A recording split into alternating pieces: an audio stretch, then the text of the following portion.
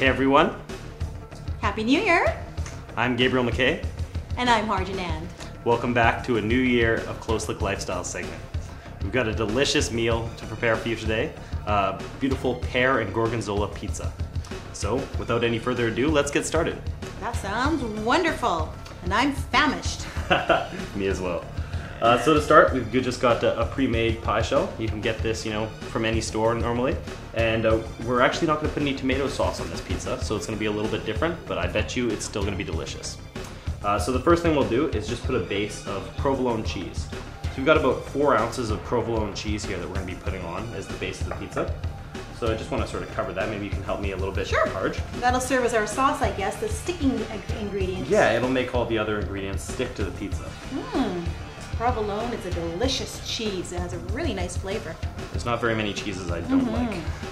Wow, that's really good. There we are. I guess as a base, you could probably have used, as you mentioned, pre-made crusts. Yeah. Yes, a ready-made crust, or you could use even a naan. I find naans work wonderfully for a crust for pizza. Yeah, if you want just a personal sized pizza, it's Yeah. definitely a lot easier if you have some pre-made bread. That's right. So I guess the next thing we'll put on there is we've got some chopped walnuts, and we're gonna throw those on there. That's an interesting touch. Those will Very just stick different. right to the provolone. Ooh, should be very interesting. So I personally love walnuts, so I'm just gonna overdose it. I've never had nuts on a pizza before. Really? Oh, you're missing out. Wow. Okay, the next thing we're gonna add in is we've got some bokeh pears. So we're gonna take these pears and add those to the pizza. Maybe help me out with a little bit of those. You don't want to put too many, but just loosely placed around. Wow. Could you substitute another fruit for the pear, do you think, or? I think you could, but it probably wouldn't go as well with the gorgonzola cheese. Since gorgonzola is such a strong cheese, you really want to give something sweet to sort of mellow out the taste. I guess something like when you have grapes and cheese, the two go hand in hand. Similar. Exactly. So the last thing we're going to do is take some gorgonzola cheese, and I'll get you to help me with this as well. Oh, that looks good. It looks like a blue cheese. It is, yeah, it's very, very similar to a blue cheese. And as most people know, blue cheeses are very, very strong. They have strong taste, strong smell. Right now it's just overpowering. You can just smell blue cheese, and that's about it. So I guess our fingers will smell like blue cheese too. That's fine with me. Like I said, I love all cheeses. So do I. I love cheese. My family loves cheeses. Okay, so Any kind of cheese. I guess we'll leave it at that. Okay. And we'll get you to put some of those green onions on there. Some color. Beautiful. And that's pretty much it. That's our pizza done. It took about 2 minutes to prepare. Slicing up all the ingredients took about 5 minutes. Yep, that's it. So pizza in 5 minutes. There you go. Simple, easy, quick, and actually good for you too, if you think about it. I'm sure you all have New Year's resolutions to stay fit and healthy this year. Well, this is the good start right here. So I guess we'll throw this in the oven, and then we'll come back once it's all done. What temperature, Gabriel? We want to put it in at 450 degrees Fahrenheit. That's really hot. Cook it for about 10 minutes. Okay. Yeah. Most pizzas you cook at about that temperature. Oh, I can't wait.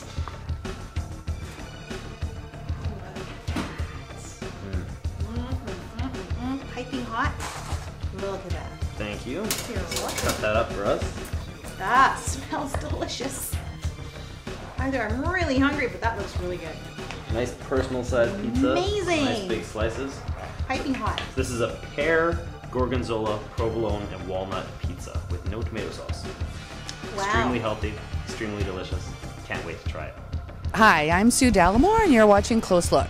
Hello everyone. Now that we've finished making this beautiful pizza, we're going to move on to a super simple recipe that's so in demand, people ask for it all the time. I've never prepared such a simple recipe ever. It's for spinach dip. And Gabrielle, you ready? I'm ready. Okay, great. And we're going to start. Oh, don't take that away.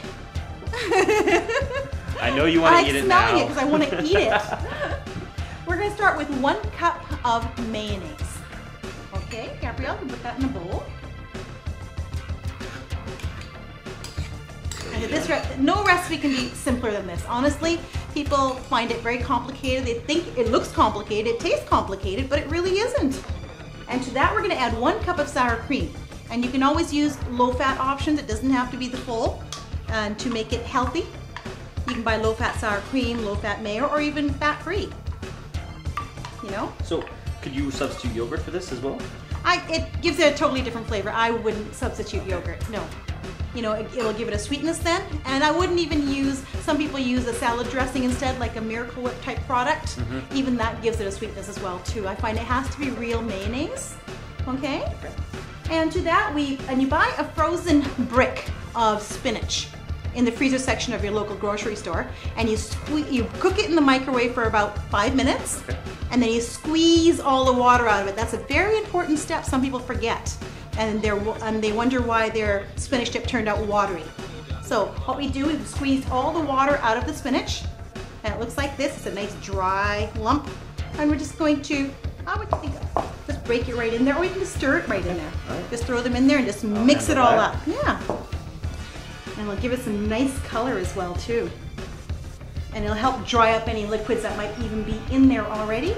Right. And give it some body. We guess it gives it its namesake as well, being spinach. Absolutely. See? It's not spinach dip without spinach. It's healthy already.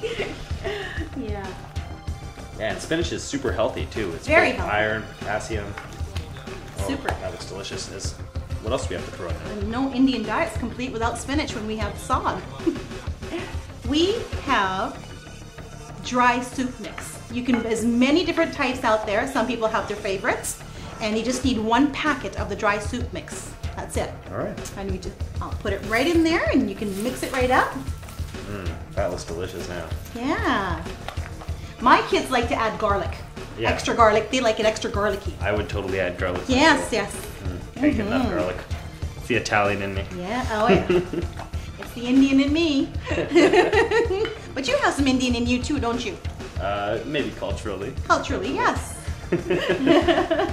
Oh, that looks totally delicious now. Looks good. It's gorgeous. And I've chopped up some water chestnuts as well. They come in a can in the local grocery store. Some people like them, some people don't. That's an option. You're welcome to add them. And they're delicious. I like them personally, but I'm not going to add all of them. Nope. I'm just going to add a little bit. So should I just go ahead? Go ahead. Okay. Is that enough for your taste? Oh, it's your recipe. Perfect. Leave it in your capable hands. And the longer you let this sit, let's say a couple of hours, the better it will be, because the soup milks will blend right into the sour cream and mayonnaise as well. It's beautiful. Yeah, totally. It smells delicious. Oh, it does. This is our finished product, our spinach dip. This is one of our serving suggestions. We've served it up with pumpernickel bread. It's like a baguette. It comes in a loaf about this big, and we've cut it up nice and thin and served it on a platter with the bowl in the middle. But there's many different ways you can serve it. You can serve it with sourdough bread broken up into pieces. You can get a sourdough loaf, cut it out, make a bowl, put it in the center. Chips. Tortilla chips. Tortilla chips are always wonderful. Baguettes. Baguettes. Baguettes are good. And even naan. Everybody loves naan. Get some fresh naans. You can buy them from the grocery store or from the restaurant. Cut them up, serve them up the same way. Beautiful. And now I'm going to show you a roasted red pepper hummus. And that's made primarily with chickpeas, but we're going to grab the ingredients and show you that in a second. You're watching Close Look! You're watching Close Look! You're watching Close Look! On show! So I'm going to be showing you some of the ingredients that we're going to be putting together into this roasted red pepper hummus. First of all, we've got 1 can of garbanzo beans, chickpeas. And we're going to be adding in 2 whole roasted red peppers. So I've put these in the oven just by themselves, let them heat up, let the skin sort of come off, and then we've just sort of put some plastic wrap over there, let the skin just fall off naturally. That's a neat trick. I never knew that. Yeah. It's something I learned in culinary school. Yes. So the other ingredients we're going to be throwing in there, we've got 1 clove of garlic, and that's minced in there. It doesn't really matter how well it's minced because it's going to go into the food processor. We've got 1½ tablespoons of tahini. We have 1 tablespoon of parsley, which we're going to be using as garnish. We have 3 tablespoons of lemon juice. And we have ½ a teaspoon of cayenne and ½ teaspoon of cumin as well. And then 1/4 teaspoon of salt. Sounds very Mediterranean so far. So that's pretty much everything. We're going to throw that all in the food processor, and that's it. Great. So, instructions are relatively easy. Put it inside the food processor, one at a time. Once you've thrown everything in there, start the food processor, and you're done. So add the tahini in there. You might need to get the spatula to get that out. What is tahini? What is tahini made with? That's a good question. I think it's it's sesame. Sesame seeds or yeah. something. That's what I was gonna say. And they're ground up. Yeah. So here's the cayenne. Add that in there. So far, it's very healthy. Some cumin. We all know what cumin is, don't we? It's very popular in Indian dishes. We use it in all our curries. There's our salt. And our garlic. And The last thing we're going to add in there is a little bit of lemon juice. And then we're going to get that food processor going. We're going to leave that parsley for afterwards. And that's it. And that's it? That's your roasted red I just pepper. have to whip it all up now? Whip it all up, and we're good to go. Woo! That go. Look at the color. Look how it's changed. Yep, instantly. Those roasted red peppers obviously have tons of color in them. It smells coming through the funnel. It's beautiful. And my mouth is watering. Look at that. Just look at that. Isn't that beautiful? Smells wonderful. Those roasted red peppers really give it a great smell and a great color. That's awesome. I'll put that into a bowl and show you some serving suggestions, and we'll be right back. So here we have a completed roasted red pepper hummus. This is with some tortilla chips, but you're welcome to use anything you want as dipping materials. You can use naan bread, any other sort of bread. It's all delicious. I've added a little garnish of some parsley on there, and that's just personal preference. You can throw whatever you want on there. Great. So I guess without further ado, we're gonna dig in and leave you guys for another week. We hope to see you again soon.